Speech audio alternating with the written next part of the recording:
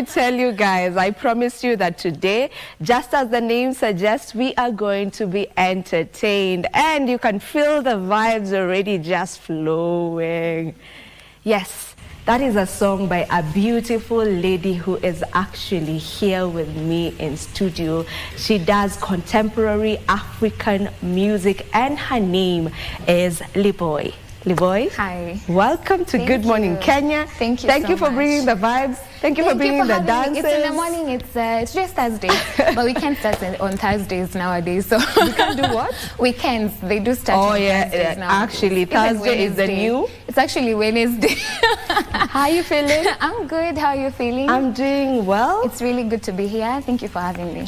We are actually the ones who are amazed to have you on in studio right now. I was about to say on stage, but this is your stage right now. I mean, let's talk about the song that we have just listened to, Nengua. Tell me about it. So Nengua means dance. It's a Swahili word that means dance, and it's a song that I wrote wanting to rekindle my inner child and just forget stress and just enjoy life as it comes, because I think when that happens, you're easy to be in the moment. When you just forget stress, forget the things that you're chasing, goals, dreams, and all these things, it's easy for you to enjoy life.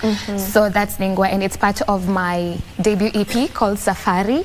We'll talk about Safari. Yes. Yeah, it's part of my debut EP. Was the first single to come out. All right. I can tell that you are a true daughter of the soil. Yeah. I mean, from what you are donning, I can see so many African things, even the turban. Thank you. And you sing your style of music. How would you describe your genre? Okay, not really genre, but your sound. I would say it's African contemporary, which is traditional folk, but then blended with popular African genres, because I do love my roots. I love the fact that I am African. It's all I know. It's all I am. So I can't pretend to not be an African. But at the same time, in as much as I try to bring what was there before, like the music, the old music, we are living in this is new times, right? So it's the past, the present, and the future.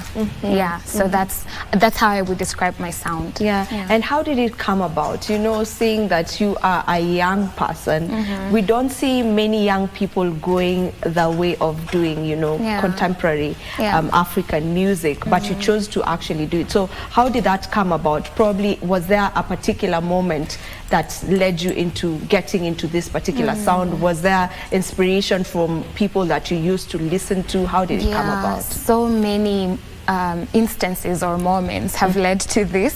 But first, my dad was a DJ, and he used to do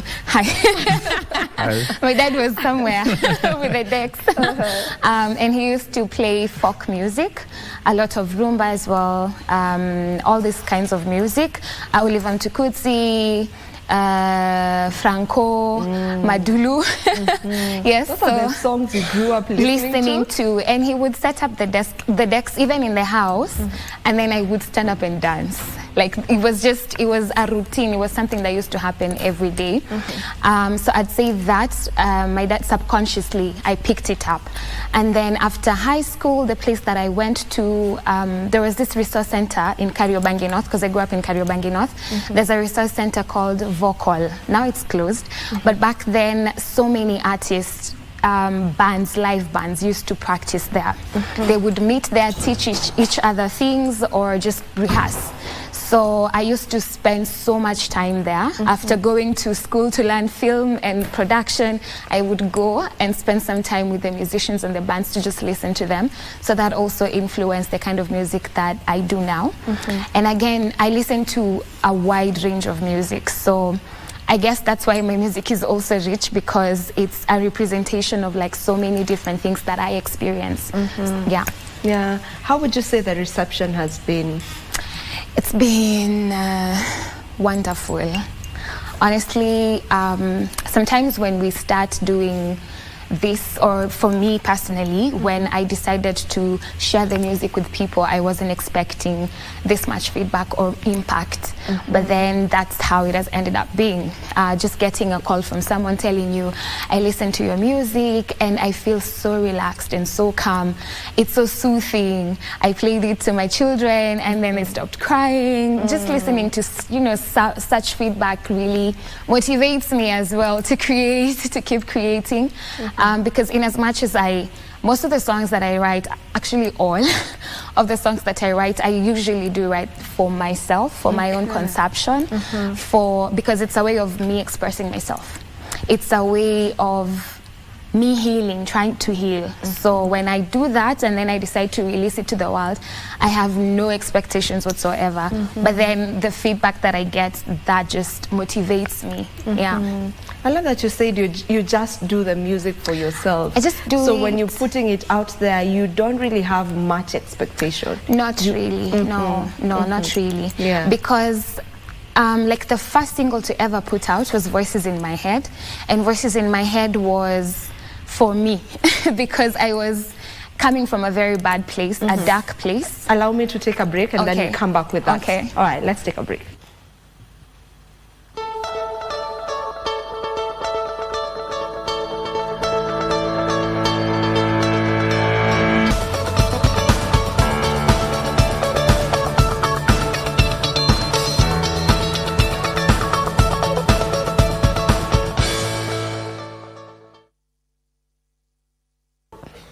All right, and we are back with Liboi. Liboi, you were telling me about Voices in My Head.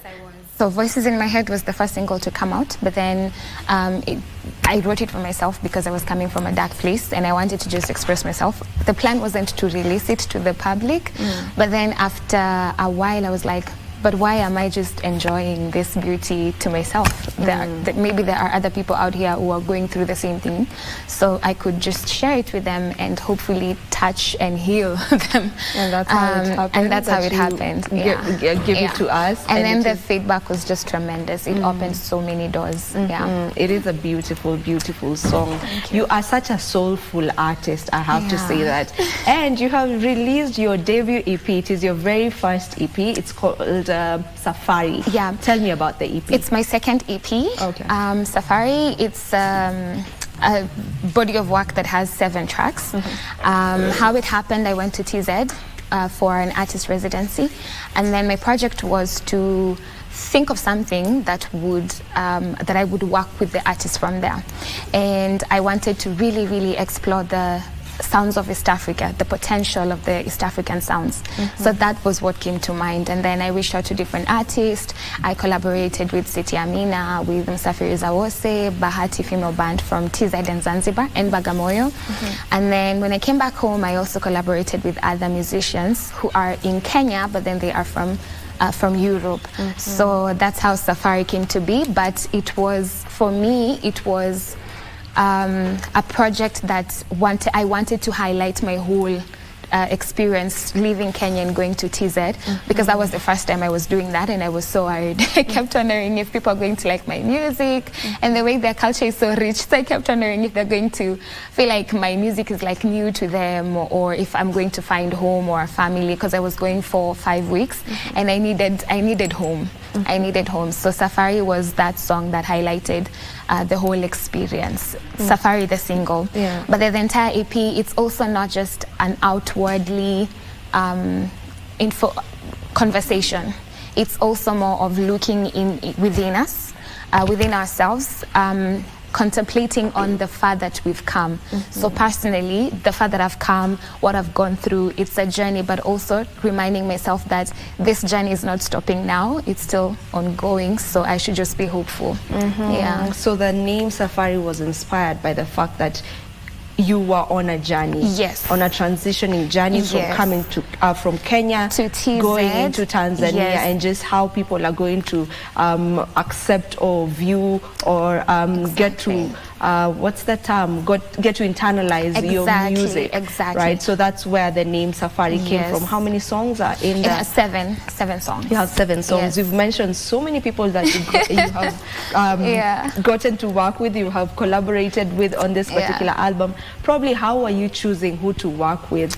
And that's a good why question. Is there no Kenyan in this album aside from yourself? So there is no Kenyan because the project wasn't based here. It was based in TZ, and it was part of an artist residency program that I was a part of.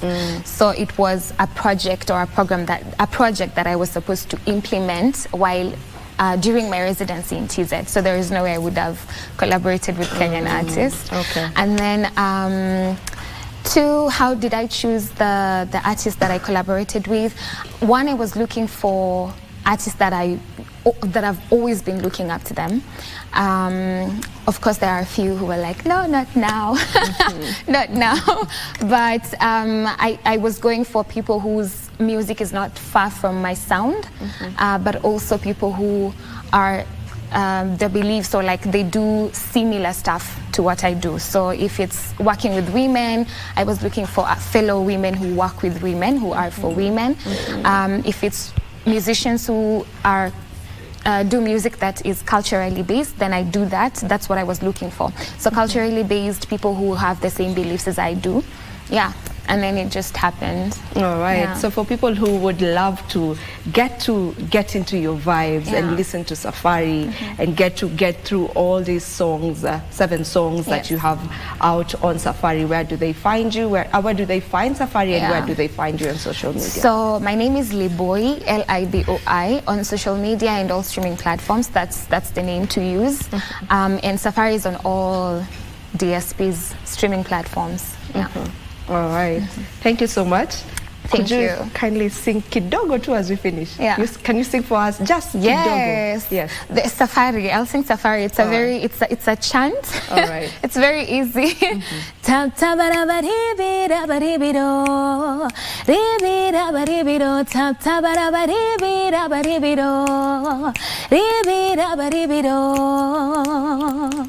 Thank you so much. All the best. Thank you. All right, that is Liboi. Don't you go too far, because when we come back, you guys are not ready. We have an amazing team in studio.